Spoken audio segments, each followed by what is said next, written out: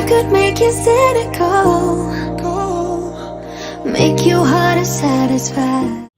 Hello കൂട്ടുകാരെ, എല്ലാവർക്കും ആശ്വാസ വീട്ടിലേക്ക് സ്വാഗതം. അപ്പോൾ ഞാൻ ഇന്നൊരു ഈവനിങ് വ്ലോഗുമായിട്ടാണ് കേട്ടോ വന്നിട്ടുള്ളത്. അപ്പോൾ തലേദിവസം മുതൽ പിറ്റേ ദിവസം രാവിലെ വരെയുള്ള കാര്യങ്ങളാണ് കാണിക്കുന്നത്. അപ്പോൾ ഞാൻ ആദ്യമായിട്ട് ഒരു 2 മണിയൊക്കെ കഴിഞ്ഞപ്പോഴാണ് കേട്ടോ അടുക്കളയിൽ കയറുന്നത്. ഇന്ന് ഇച്ചിരി നേരത്തെയാണ്, കുഞ്ഞിനെ കൊണ്ട് ഹോസ്പിറ്റലിൽ പോകാനുണ്ടായിരുന്നു. അപ്പോൾ അതുകൊണ്ട് നേരത്തെ വന്നിട്ട് കുടിക്കാനുള്ള വെള്ളമൊക്കെ വെച്ചതാണ്. അപ്പം പിറ്റേ ദിവസത്തേക്ക് വേണ്ടിയിട്ടാണ്. അപ്പം നേരത്തെ തിളപ്പിച്ച് വെക്കുവാണെങ്കിൽ അങ്ങനെയാണ് ഞാൻ സാധാരണ എപ്പോഴും ചെയ്യാറുള്ളത്. അപ്പം അരി ഇടാൻ വേണ്ടിയിട്ട് കുറച്ച് ചോറ് ബാലൻസ് ഉണ്ടായിരുന്നു, അതൊരു പാത്രത്തിലേക്ക് പകർത്തിയിട്ട് അരി ഇടാൻ വേണ്ടിയിട്ട് ഞാൻ വെള്ളം വെച്ചതാണ് കേട്ടോ. അപ്പോൾ ഞാൻ അരി ഇടാൻ വെച്ച വെള്ളത്തിൽ നിന്ന് കുറച്ച് ചൂടുവെള്ളം എടുത്തിട്ടാണ് അരി ആദ്യം കഴുകുന്നത്. അത് കഴിഞ്ഞിട്ടാണ് കേട്ടോ പച്ചവെള്ളത്തിൽ കഴുകാറുള്ളത്. സാധാരണ അങ്ങനെയാണ് ചെയ്യാറുള്ളത്.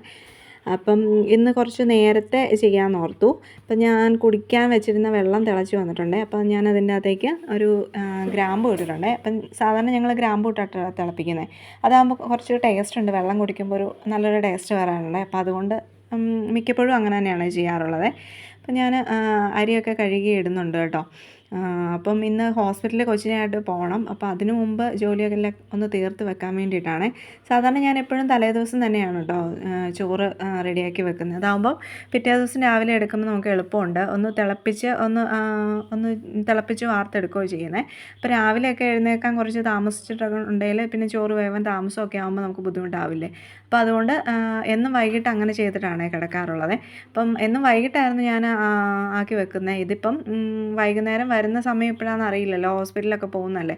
അതുകൊണ്ട് ഇപ്പോൾ തന്നെ അങ്ങ് ചെയ്ത് വെച്ചേക്കാമെന്ന് ഓർത്തുകൊണ്ടാണ്. അപ്പോൾ കൊച്ചു വന്നു കഴിയുമ്പോഴത്തേനും കഴിക്കാൻ വേണ്ടിയിട്ട് ഞാൻ കുറച്ച് അവൽ നനയ്ക്കാമെന്ന് ഓർത്തിട്ടാണ്. അപ്പോൾ അതിന് വേണ്ടിയിട്ട് ശർക്കര എടുത്തിട്ടുണ്ട്. പിന്നെ തേങ്ങയൊക്കെ ചിരണ്ടി വെച്ചിട്ടുണ്ട്. അന്നേരത്തേനും അവൻ വന്നിട്ടുണ്ടായിരുന്നു കേട്ടോ. അപ്പോൾ പിന്നെ അവനത് കൊടുക്കാമെന്ന് ഓർത്തു. അപ്പോൾ അതിൻ്റെ അകത്തേക്ക് ഒത്തിരി കാര്യമായിട്ടുള്ള കാര്യങ്ങളൊന്നും ചേർക്കുന്നില്ല. അതായത് നമ്മുടെ ജീരകം ഇടുവോ അല്ലെങ്കിൽ ഏലക്ക ഇടുവോ അതൊന്നും ചെയ്യുന്നില്ല. ജസ്റ്റ് ശർക്കരയും തേങ്ങയും ഇട്ടിട്ട് ഒന്ന് തിരുമ്മി എടുക്കുകയാണ് കേട്ടോ ചെയ്തിട്ടുള്ളത്. അപ്പോൾ അത് കഴിഞ്ഞപ്പോഴത്തേനും എൻ്റെ അടുക്കളയിലത്തെ ഒരുവിധം ജോലിയെല്ലാം തീർന്നു. അപ്പോൾ ഞാനതെല്ലാം ഒന്ന് ക്ലീൻ ആക്കിയിട്ടുണ്ട് കേട്ടോ.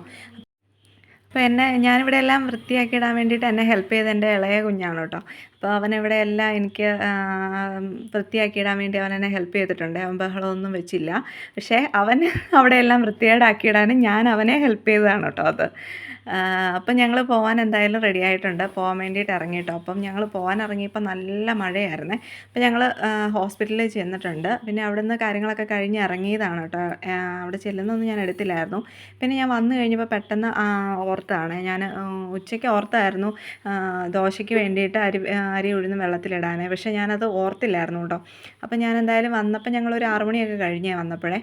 അപ്പം വന്ന ഉടനെ തന്നെ ഞാൻ ഉഴുന്നൊക്കെ കഴുകി, ഉഴുന്നും അരിയും കഴുകി വെള്ളത്തിലിട്ടാണ്. ഉഴുന്നും അരിയും കുറച്ച് ഉലുവയും കൂടെയാണ് കേട്ടോ ഞാനിടുന്നത്. അത് ഞാനിങ്ങനെ വേറെ യൂട്യൂബിൽ നിന്നൊക്കെ കണ്ട കേട്ടോ, ഉലുവയും കൂടെ ഇട്ടിട്ടുണ്ടെങ്കിൽ ദോശ ഉണ്ടാക്കുമ്പോൾ ഒരു മയം കിട്ടുമെന്ന് പറഞ്ഞിട്ട്. അപ്പോൾ അത് എനിക്കത് നല്ലതെന്ന് തോന്നിയിട്ടുമുണ്ട് കേട്ടോ. അപ്പം ഞാൻ അങ്ങനെ ചെയ്യാറാണ് കേട്ടോ ഉള്ളത്. അപ്പം ഞാനത് ഇത് ഉഴുന്നിട്ടപ്പോൾ 6 മണിയായി. അപ്പോൾ ഞാൻ നല്ല ചൂടുവെള്ളത്തിലാണ് കേട്ടോ അത് റെഡിയാക്കി എടുത്തത്.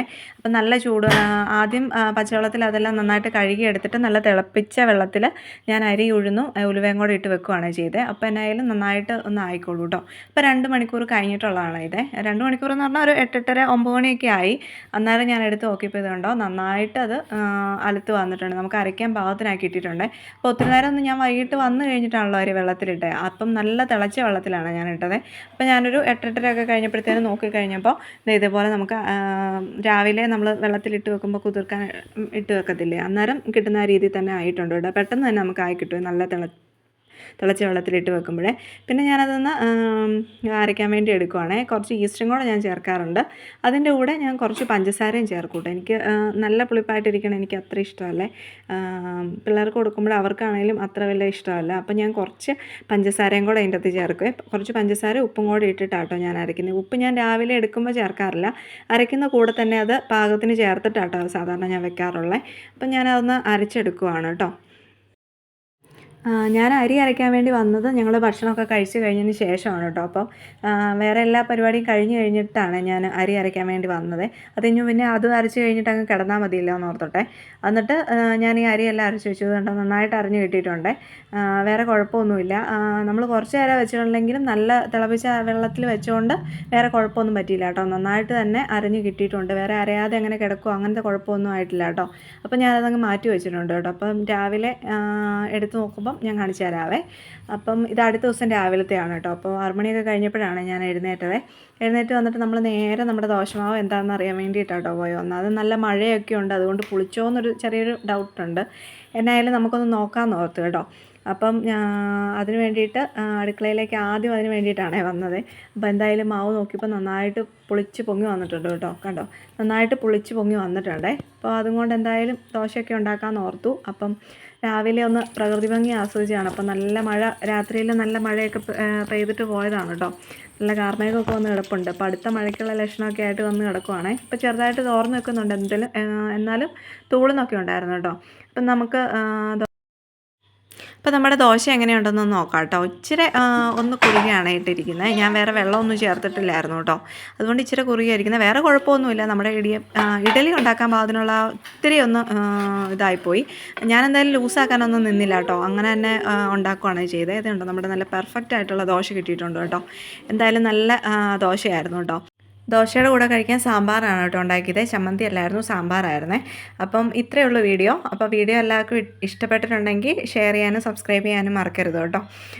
അപ്പം നമുക്ക് പുതിയൊരു വീഡിയോ ആയിട്ട് വീണ്ടും കാണാം. Okay, by.